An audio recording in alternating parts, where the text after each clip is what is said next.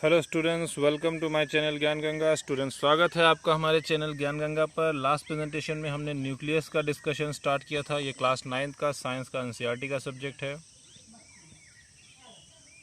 NCERT का मतलब topics चल रहे हैं। तो न्यूक्लियस हम डिस्कस कर रहे थे सेल में। चलिए जानते हैं न्यूक्लियस के बारे में डिटेल में। अब तो यहाँ पे दिया है कि भाई न्यूक्लियस के बारे में दिया हुआ है कि भाई nucleus has what, the nucleus has double layered covering called nuclear membrane. याद रखिएगा, न्यूक्लियस के चारों तरफ क्या होता है, एक डबल लेयर कवरिंग होता है। ठीक है, तो याद रखिए कि न्यूक्लियस के चारों तरफ एक डबल लेयर कवरिंग होता है जिसको बोलते हैं न्यूक्लियर मेम्ब्रेन। ठीक है, the nuclear membrane has pores. Nuclear membrane में क्या होता है, पोर्स होते हैं which allow the transfer of material from inside the nucleus to its outside, that is to the cytoplasm। यानी कि न्यूक्लियस के अंदर से साइटोप्लाज्म की तरफ, यानी कि न्यूक्लियस के अंदर से बाहर की तरफ मटेरियल्स का ट्रांसपोर्ट अलाउ करता है ये। ठीक है, किसके थ्रू, जो न्यूक्लियर मेम्ब्रेन में जो पोर्स होते हैं, छोटे छोटे जो छेद होते हैं। तो आपको ये याद रखना है कि जो न्यूक्लियर मेम्ब्रेन में छोटे छोटे जो पोर्स होते हैं वो अलाउ करते हैं transfer of material from inside the nucleus to the outside. ठीक है, और एक चीज़ और याद रखनी है, the nucleus contains chromosome. Nucleus में क्या होता है, क्रोमोसोम्स होते हैं। ठीक है, तो न्यूक्लियस में एक इम्पॉर्टेंट चीज़ होती है, वो है chromosomes, which are visible as rod shaped structure, जो कि रॉड शेप्ड स्ट्रक्चर की तरह हमें विजिबल होते हैं only when cell is about to do divide. और ये क्रोमोसोम्स तभी अपीयर होते हैं, तभी मतलब विजिबल होते हैं जब सेल का डिवीजन होने वाला होता है। ठीक है, तो आपको याद रखना है कि जो न्यूक्लियस होता है उसमें क्या होते हैं, क्रोमोसोम्स होते हैं। और ये क्रोमोसोम्स जो होते हैं ये किस तरह दिखते हैं, रॉड शेप स्ट्रक्चर की तरह दिखते हैं ये। और ये कब दिखते हैं, जब सेल डिवाइड होने वाला होता है। So when the cell is about to divide we can see the chromosomes, right. और क्रोमोसोम्स बहुत ही, क्योंकि chromosomes contain information for inheritance of features from parents to next generation. क्योंकि क्रोमोसोम्स में ही वो सारी इन्फॉर्मेशन होती है जो सारे कैरेक्टर्स को एक जनरेशन से दूसरी जनरेशन में ले जाती है in the form of DNA. किस फॉर्म में ले जाता है वो, डीएनए के फॉर्म में ले जाता है, यानी कि deoxy ribo nucleic acid molecules. ये जो क्रोमोसोम्स हैं इनके अंदर इन्फॉर्मेशन होती है इनहेरिटेंस के लिए, जो फीचर्स को, कैरेक्टर्स को पेरेंट से उनके बच्चों में, यानी कि एक जनरेशन से दूसरी जनरेशन में ले जाता है। किसके फॉर्म में, डीएनए के फॉर्म में। डीएनए का फुल फॉर्म क्या है, deoxy ribo nucleic acid. DNA का फुल फॉर्म क्या है, deoxy ribo nucleic acid molecule. इसी के थ्रू ये न्यूक्लियस के अंदर से ये क्रोमोसोम्स के माध्यम से, डीएनए के माध्यम से ये सारी इन्फॉर्मेशन एक जनरेशन से दूसरी जनरेशन में जाती है। सारे कैरेक्टर्स एक जनरेशन से दूसरी जनरेशन में जाते हैं।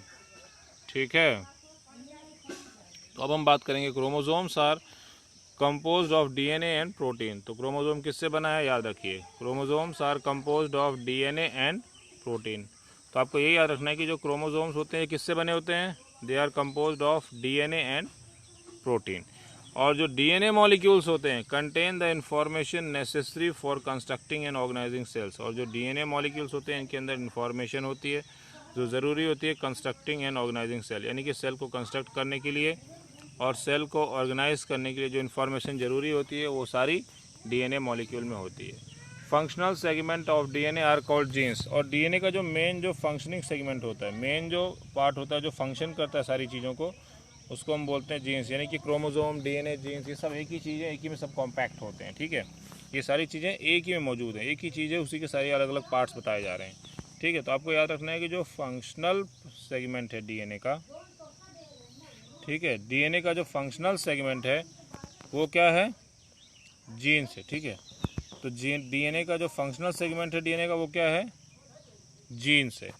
ठीक है, और एक सेल में which is not dividing this DNA is present as part of chromatin material. एक सेल जिसमें कोई डिवीजन नहीं हो रहा है, जो डिवाइड नहीं हो रही है, तो डीएनए किस फॉर्म में प्रेजेंट होता है, क्रोमेटिन मटेरियल के फॉर्म में प्रेजेंट होता है। तो याद रखिए कि सेल जो डिवाइड नहीं हो रही है उसमें जो डीएनए है वो किस फॉर्म में प्रेजेंट रहेगा, वो प्रेजेंट रहेगा क्रोमेटिन मटेरियल के फॉर्म में। ठीक है, तो हमें ये याद रखना है कि डीएनए जो है सेल में जो कि डिवाइड नहीं हो रही है उसमें जो है वो क्रोमेटिन मटेरियल के फॉर्म में प्रेजेंट रहता है। ठीक है, और ये क्रोमेटिन मटेरियल विजिबल होता है as entangled mass of thread like structures. और क्रोमेटिन मटेरियल किस तरह का दिखता है, तो हमें याद रखना है कि जो क्रोमेटिन मटेरियल है ये दिखता है entangled mass of thread like structure, मतलब धागे जैसे स्ट्रक्चर जो आपस में उलझे होते हैं, तो इसी तरह से क्रोमेटिन मटेरियल दिखता है। तो सेल में, न्यूक्लियस में जो क्रोमेटिन मटेरियल है ये किस फॉर्म में दिखता है, entangled mass of thread like structure. ये entangled mass of thread like structure की तरह दिखता है, ठीक है। Whenever the cell is about to divide, जब भी सेल डिवाइड होने वाला होता है, the chromatin material gets organized into chromosomes। बहुत ही इंपॉर्टेंट कॉन्सेप्ट, जब सेल डिवाइड होने वाला होता है तभी ये क्रोमेटिन मटेरियल जो है ऑर्गेनाइज्ड हो जाता है क्रोमोसोम के फॉर्म में। यानी कि पहले ये क्रोमेटिन के फॉर्म में पड़ा रहता है, क्रोमेटिन मटेरियल के फॉर्म में पड़ा रहता है, लेकिन जब सेल डिवाइड होने वाला होता है तो ये क्या हो जाता है, तो ये क्या हो जाता है, ये ऑर्गेनाइज्ड हो जाता है, इकट्ठा हो जाता है, एक स्ट्रक्चर बना लेता है किसका, क्रोमोसोम का। तो क्रोमोसोम का स्ट्रक्चर इस तरह ये बन जाता है, ठीक है। तो जो क्रोमेटिन मटेरियल है it gets organised into chromosomes, ठीक है ना।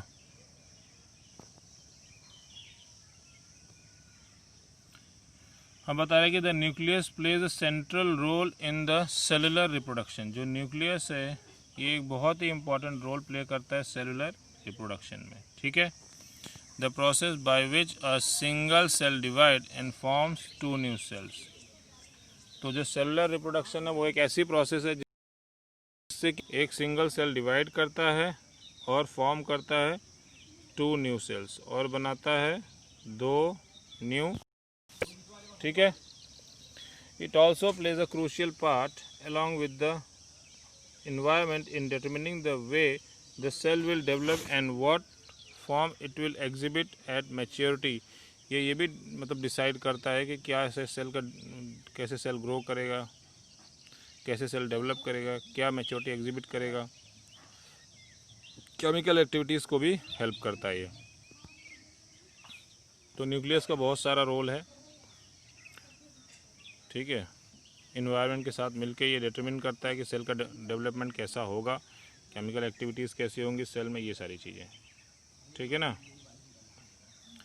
In some organisms like bacteria, कुछ ऑर्गेनिजम्स जैसे कि जो बैक्टीरिया होते हैं, the nuclear region of the cell में बी पुअरली डिफाइंड। जो कुछ ऑर्गेनिजम्स होते हैं जैसे कि बैक्टीरिया होते हैं उसमें जो न्यूक्लियर रीजन होता है वो पुअरली डिफाइंड होता है, मतलब अच्छे से डिफाइंड नहीं होता है न्यूक्लियर रीजन, ठीक है। Due to the absence of nuclear membrane. क्यों, क्योंकि वहाँ पे न्यूक्लियर मेम्ब्रेन नहीं होता है, तो वो पूरे सेल में चारों तरफ फैला होता है। तो आपको ये याद रखना है कि जैसे बैक्टीरिया वगैरह हो गए तो इनके केस में क्या होता है, जो न्यूक्लियर रीजन होता है, जो न्यूक्लियर रीजन होता है वो पुअरली डिफाइंड होता है, मतलब सही से डिफाइंड नहीं होता है, क्योंकि इसमें एब्सेंस होती है किसकी, न्यूक्लियर मेम्ब्रेन की। इसमें न्यूक्लियर मेम्ब्रेन नहीं होता है और इसलिए पुअरली डिफाइंड इनका रीजन होता है। तो न्यूक्लियर रीजन पुअरली डिफाइंड होता है क्योंकि उसके पास न्यूक्लियर मेम्ब्रेन नहीं होता है, जैसे कि बैक्टीरिया, ठीक है। Such an undefined nuclear region containing only nucleic acid is called a nucleoid. अब ऐसा याद रखिए न्यूक्लियोइड क्या होता है, तो याद रखिए कि न्यूक्लियोइड क्या होता है। तो ऐसा एक अनडिफाइंड न्यूक्लियर रीजन जो कंटेन करता है क्या, ओनली न्यूक्लिक एसिड, जिसमें सिर्फ न्यूक्लिक एसिड होती है, इस कॉल्ड अ न्यूक्लियोइड। उसको हम क्या बोलते हैं, न्यूक्लियोइड बोलते हैं, ठीक है। Such organisms whose cells lack a nuclear membrane. ऐसे ऑर्गेनिजम्स जिसमें न्यूक्लियर मेम्ब्रेन नहीं होती उन्हें क्या बोलते हैं, प्रोकैरियोट बोलते हैं। तो अब आपको ये समझना है कि प्रोकैरियोट क्या होता है। प्रोकैरियोट वो ऑर्गेनिजम्स होते हैं जिसमें न्यूक्लियर मेम्ब्रेन नहीं होता है, ठीक है, विच लैक्स अ न्यूक्लियर मेम्ब्रेन। यानी कि वो ऑर्गेनिजम्स जिसमें न्यूक्लियर मेम्ब्रेन नहीं होता है उनको हम बोलते हैं प्रोकैरियोट। प्रो मतलब प्रिमिटिव या प्राइमरी, कैरियोट मतलब कैरियन या न्यूक्लियस। यानी कि पुराने न्यूक्लियर मेम्ब्रेन ना हो उसी को हम बोलते हैं प्रोकैरियोट। यानी कि जिसमें न्यूक्लियर मेम्ब्रेन ना हो उसी को हम लोग बोलते हैं न्यूक्लियर, मतलब उसी को हम बोलते हैं प्रोकैरियोट, ठीक है। Organisms with cells having a nuclear membrane are called eukaryote. देखिए दोनों में अंदर बता दिया, प्रोकैरियोट क्या होता है, यूकैरियोट क्या होता है। प्रोकैरियोट वो होता है जिसमें न्यूक्लियर मेम्ब्रेन नहीं, और ऑर्गेनिजम्स जिनकी सेल में एक न्यूक्लियर मेम्ब्रेन होता है, ऑर्गेनिजम्स जिनकी सेल में न्यूक्लियर मेम्ब्रेन होता है उन्हें बोलते हैं यूकैरियोट, उन्हें क्या बोलते हैं? यूकैरियोट्स। ठीक है, तो ऑर्गेनिजम्स जिनकी सेल में न्यूक्लियर मेम्ब्रेन होता है उन्हें बोलते हैं यूकैरियोट, और ऑर्गेनिजम्स जिनकी सेल में न्यूक्लियर मेम्ब्रेन नहीं होता है उन्हें बोलते हैं prokaryotes. Prokaryote cells also lack most of the other cytoplasmic organelles. जो प्रोकैरियोट सेल्स होते हैं, उसमें क्या होता है, उसमें और भी कुछ भी साइटोप्लाज्मिक ऑर्गेनल्स जो होते हैं वो कम होते हैं, उसमें नहीं होते हैं। They lack most of the other cytoplasmic organelles. जो प्रोकैरियोटिक सेल होते हैं उनमें अदर साइटोप्लाज्मिक ऑर्गेनल्स भी कम होते हैं। ठीक है,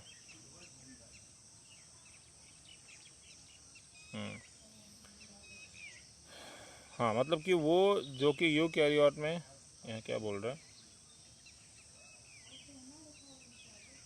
हाँ, जो मतलब यूकैरियोट में सेल ऑर्गेनेल्स प्रेजेंट होते हैं वो प्रोकैरियोट में नहीं होते हैं, यही आपको समझना है। यानी कि प्रोकैरियोट में वो सेल ऑर्गेनेल्स भी नहीं होते हैं जो यूकैरियोट में प्रेजेंट होते हैं। Many of the functions of such organelles are also perform by poorly organise part of the cytoplasm. तो बहुत सारे जो फंक्शंस होते हैं वो भी भाई पूरी तरह से ऑर्गेनाइज तो होता नहीं है प्रोकैरियोट में। तो क्या होता है कि बहुत सारे जो फंक्शंस होते हैं उन ऑर्गेनेल्स के वो परफॉर्म होते हैं पुअरली ऑर्गेनाइज पार्ट से। जो पुअरली ऑर्गेनाइज्ड पार्ट्स होते हैं साइटोप्लाज्म के, उसके द्वारा परफॉर्म किए जाते हैं। ठीक है, तो यही आपको याद रखना है कि बहुत सारे फंक्शंस जो पुअरली ऑर्गेनाइज्ड ऑर्गेनल्स होते हैं इनके द्वारा परफॉर्म किए जाते हैं प्रोकैरियोटिक सेल में जो साइटोप्लाज्म में मौजूद होते हैं। ठीक है, तो chlorophyll in photosynthetic prokaryotic bacteria is associated with membranes vessels. जो क्लोरोफिल होता है फोटोसिंथेटिक प्रोकैरियोटिक बैक्टीरिया में, यानी कि जो फोटोसिंथेटिक प्रोकैरियोटिक बैक्टीरिया होते हैं उनके साथ जो क्लोरोफिल एसोसिएट होता है वो भी किससे एसोसिएटेड होता है? मेम्ब्रेनस वेसल से एसोसिएटेड होता है। बैग लाइक स्ट्रक्चर होते हैं, बट नॉट विद प्लास्टिड्स। ये प्लास्टिड्स के साथ एसोसिएटेड नहीं होता है जैसे कि यूकैरियोट में होता है। तो मतलब यूकैरियोट और प्रोकैरियोट में यही अंतर होता है कि जो यूकैरियोट होते हैं उनके पास बहुत ही अच्छे से वेल डिफाइंड स्ट्रक्चर्स होते हैं, वेल डिफाइंड ऑर्गेनल्स होते हैं, लेकिन प्रोकैरियोट में ऐसा नहीं होता है। ठीक है, अब जैसे देखिए प्रोकैरियोट सेल की यहाँ दिया हुआ है पिक्चर एक, तो प्रोकैरियोट सेल में आप देख सकते हैं, देखिए न्यूक्लियोइड है, सेल वॉल है, प्लाज्मा मेम्ब्रेन है, राइबोसोम्स है। तो बहुत ही कम पार्ट्स आपको दिख रहे हैं प्रोकैरियोटिक सेल में। ठीक है, ये है प्रोकैरियोटिक सेल का स्ट्रक्चर। न्यूक्लियस हमने जान लिया, उसके बाद नेक्स्ट टॉपिक आ रहा है साइटोप्लाज्म। अब साइटोप्लाज्म जानते हैं क्या होता है साइटोप्लाज्म।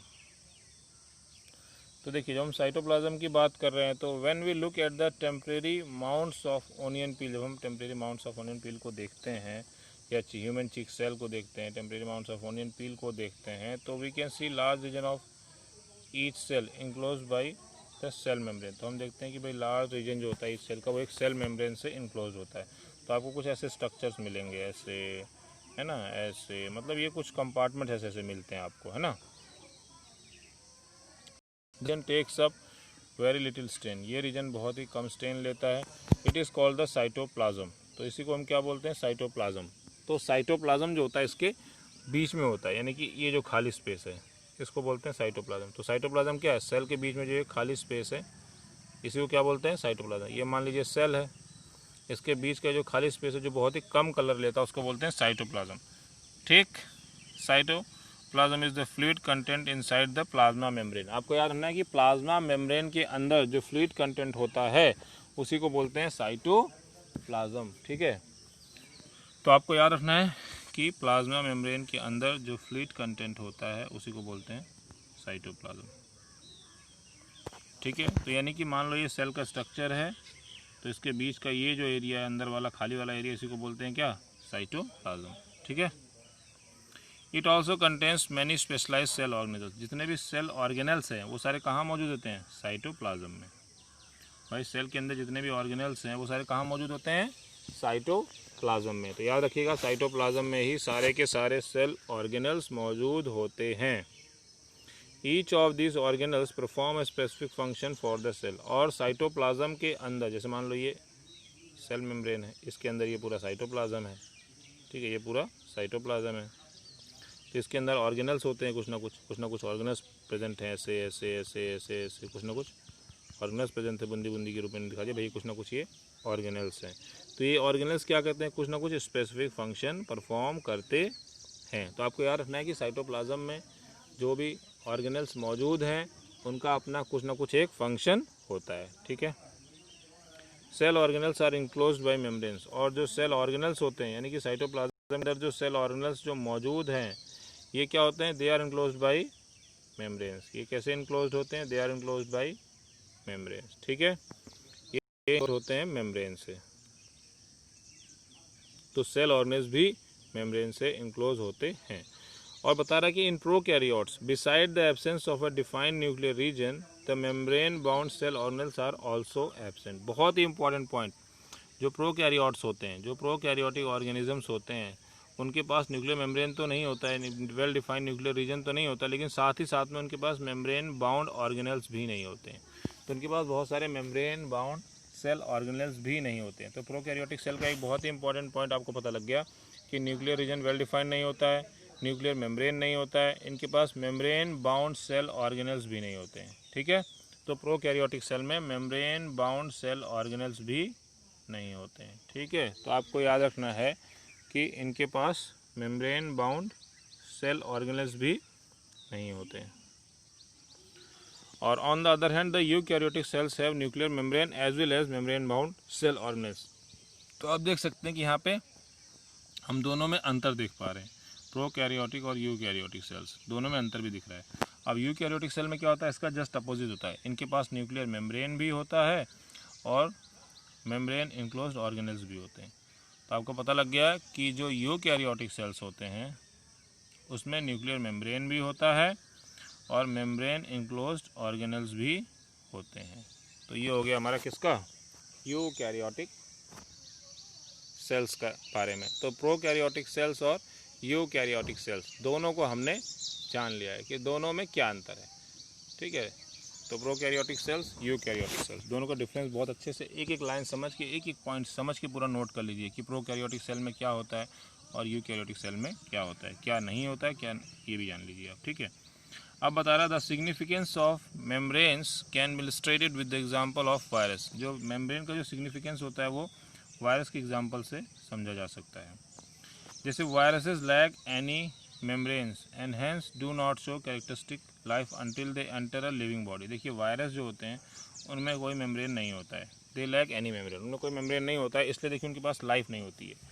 उनके पास लाइफ नहीं होती जब तक वो किसी एक लिविंग बॉडी में नहीं घुसते। तो वायरस कब लिविंग होता है, जब वो किसी एक लिविंग बॉडी में घुस जाता है and uses its cell machinery to multiply. और वायरस क्या करता है, जिस ऑर्गेनिज्म में घुसता है, जिस बॉडी में घुसता है, उसी की बॉडी की मशीनरी अपने आप को मल्टीप्लाई करने के लिए, ठीक है। तो हमने एक चीज़ ये समझ लिया कि भाई देखिए मेम्ब्रेन्स कितने इंपॉर्टेंट है, सेल मेम्ब्रेन, प्लाज्मा मेम्ब्रेन, ये सब कितने इंपॉर्टेंट है, क्यों, क्योंकि उसके बिना जो वायरस होता है जिसमें कोई मेम्ब्रेन नहीं होती है तो वो क्या कर पाता है, वो लिविंग वाला कैरेक्टरिस्टिक शो ही नहीं कर पाता, वो एक मौत की मुर्दे की तरह पड़ा रहता है, मृत की तरह पड़ा रहता है। तो मृत मतलब डेड बॉडी की तरह पड़ा रहता है। जब वो किसी एक लिविंग बॉडी में एंटर करता है, जब वो किसी एक लिविंग बॉडी में एंटर करता है तभी जाके वो उस लिविंग बॉडी की मशीनरी को यूज़ करता है और अपने आप को मल्टीप्लाई करता है और अपनी कॉपीज़ बना लेता है। तो एक वायरस से बहुत सारे वायरस बन जाते हैं। बोलते हैं ना वायरस ऐसे बाहर है तो वो खतरनाक नहीं है, जब वो किसी की बॉडी में एंटर कर जाता है तभी वो वहाँ पे मल्टीप्लाई करता है और अपनी ढेर सारी कॉपीज़ बनाता है और फिर फैलना शुरू हो जाता है। इससे पता लग रहा है कि मेम्ब्रेन कितना इंपॉर्टेंट है, क्योंकि वायरस के पास मेम्ब्रेन नहीं है तो वो तो लिविंग कैरेक्टरिस्टिक शो ही नहीं कर पाता। तो सारे लिविंग कैरेक्टरिस्टिक शो करने के लिए उसे मेम्ब्रेन होना चाहिए था, लेकिन उसके पास मेम्ब्रेन नहीं है, इसलिए वो क्या करता है, किसी न किसी लिविंग बॉडी में घुसता है और वहाँ पे उस बॉडी की सेल मशीनरी को यूज़ करके अपने आप को मल्टीप्लाई करता है, ठीक है। तो स्टूडेंट्स इस तरह से हमने कुछ चीज़ें डिस्कस कर ली हैं, जिसमें हमने साइटोप्लाज्म डिस्कस कर लिया, न्यूक्लियस डिस्कस कर लिया, प्रोकैरियोटिक सेल क्या होता है, यूकैरियोटिक सेल क्या होता है, ये सारा हमने डिस्कस कर लिया। अब नेक्स्ट प्रेजेंटेशन में हम डिस्कस करेंगे ये सारी चीज़ें और ये क्वेश्चन आंसर्स आपको सॉल्व करने हैं, ठीक है। नेक्स्ट प्रेजेंटेशन में हम डिस्कस करेंगे सेल ऑर्गेनल्स और एंडोप्लाज्मिक रेटिकुलम। तो स्टूडेंट्स इसको अच्छे से पढ़िए, समझिए, वीडियो को अच्छे से देखिए, चीज़ों को याद करिए, चैप्टर को अच्छे से रीड करिए, सारे के सारे क्वेश्चन आंसर सॉल्व करिए। कोई चीज़ ना समझ में आए तो मुझसे ग्रुप में पूछिए या मैसेज करके पूछिए या कमेंट करके पूछिए, और एक एक लाइन एक एक शब्द पे ध्यान दीजिए, तभी आप चीज़ों को समझ पाएंगे। तो ये क्लास 9th का साइंस का हमारा चैप्टर चल रहा है, इसको अच्छे से पढ़िए, आराम आराम से पढ़िए। जो भी ना समझ में आए मुझे बताइए, मैं उसके ऊपर दोबारा प्रेजेंटेशन बना दूंगा आपके लिए, अच्छे से डिटेल में बना दूंगा। वैसे तो मैं अच्छे से डिटेल में बना ही रहा हूँ, लेकिन किसी को कोई डाउट हो तो पूछना ज़रूर आप। तो इसको अच्छे से पढ़िए, समझिए, वीडियो को देखिए, क्वेश्चन आंसर सॉल्व कीजिए और धीरे धीरे चीज़ों को याद भी कीजिए। और कोई डाउट हो तो पूछिए। नेक्स्ट प्रेजेंटेशन में हम डिस्कस करेंगे सेल ऑर्गेनेल्स। मिलते हैं स्टूडेंट्स नेक्स्ट प्रेजेंटेशन में। Thank you.